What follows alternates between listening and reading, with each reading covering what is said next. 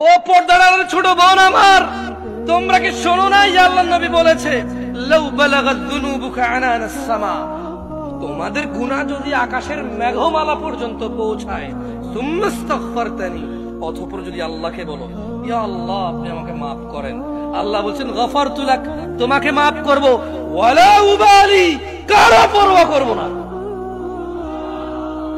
গুনাহ কোথায় পৌঁছাবে?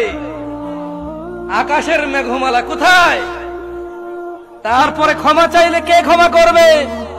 কারো পরোয়া করবে? দরকার আছে উনি ক্ষমতা রাখে কিনা? আইয়ুল আমালি আহাব্বু ইলাল্লাহ ইয়া রাসূলুল্লাহ, ও আল্লাহর রাসূল সাল্লাল্লাহু আলাইহি ওয়াসাল্লাম, আল্লাহর কাছে কোন আমলটা সব থেকে প্রিয়? কোন?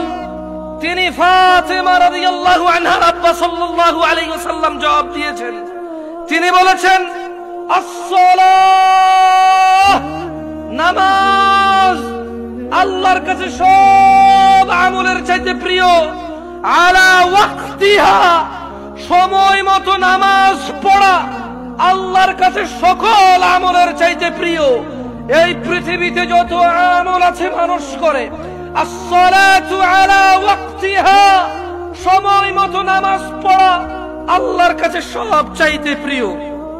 দিনী ভাইরা, কত গুনাহ, কত অপরাধ, সিনেমা, নাটক, গান বাজনা, অপরাধের শেষ নাই।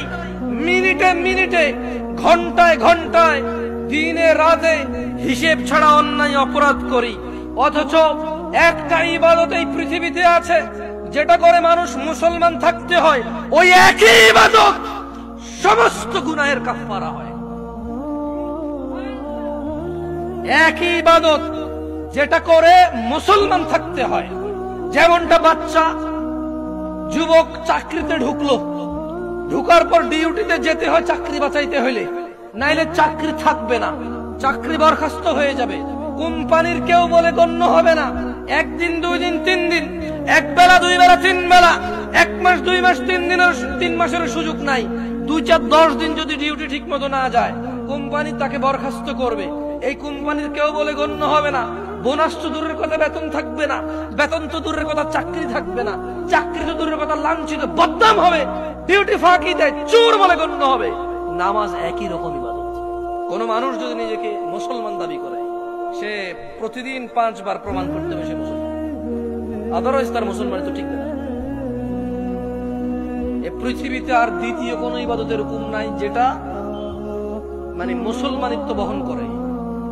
দাড়ি কাটলে গুনাহ, কেউ যদি বলে দাড়ি কাটলে সমস্যা নাই, গুনাহ নাই।